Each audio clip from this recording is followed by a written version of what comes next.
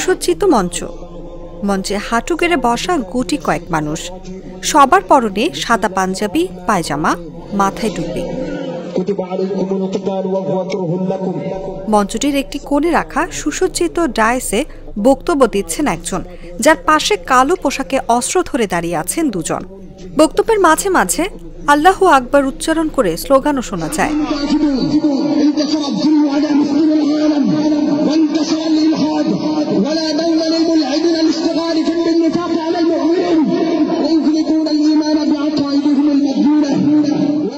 সম্প্রতি এমনই 5 মিনিট 50 সেকেন্ডের একটি ভিডিও ভাইরাল হয়েছে সামাজিক যোগাযোগ মাধ্যমে, যা নিয়ে শুরু হয়েছে নানা আলোচনা সমালোচনা। শঙ্কাও প্রকাশ করেছেন অনেকে। মূলত যশোর সদর উপজেলার রামনগর রাজারহাট এলাকার জামিয়া ইসলামিয়া মাদ্রাসার বার্ষিক অনুষ্ঠানের একটি নাটকের দৃশ্য এটি। নাটকে ইসরায়েল যেভাবে ফিলিস্তিনি মুসলমানের ওপর নির্যাতন করছে সেটা তুলে ধরা হয়েছে।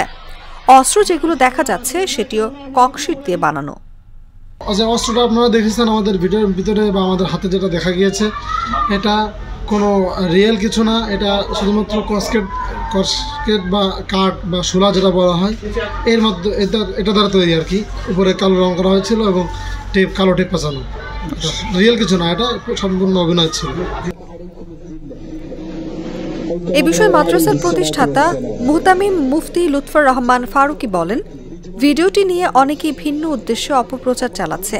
এটি তেমন কোনো বিষয় না। আমাদের যে উদ্দেশ্যটা ছিল সেটা হচ্ছে স্বাধীনতাকামী হামাস বাহিনীর যে তাদের একটা প্রতিচ্ছবি আর কি আমরা মূলত জনগণ বা জাতির সামনে তুলে ধরতে চেয়েছিলাম আর কি। মূলত এখানে যে ফিলিস্তিনের নির্যাতন নিপীড়ন এই বিষয়টা তুলে ধরতে চাইছিলাম। তাছাড়া আমাদের যে ক্রীড়া প্রতিযোগিতা, এটা স্বাভাবিকভাবে সব মাদ্রাসায় হয়ে থাকে বা শিক্ষা প্রতিষ্ঠান, স্কুল কলেজ সব জায়গায় হয়ে থাকে। সেই হিসাবে আর কি আমাদের যেমন খুশি তেমন এই সাজের যে অপশনটা ছিল আমরা অপশনটাকে চুজ করছিলাম।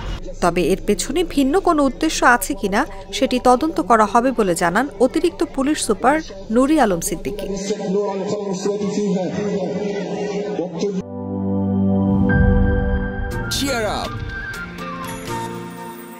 চলো পুরাই খুশি নতুনের সাথে তুলে নিয়ে হাতে cheer up, oh oh cheer up, oh oh cheer up.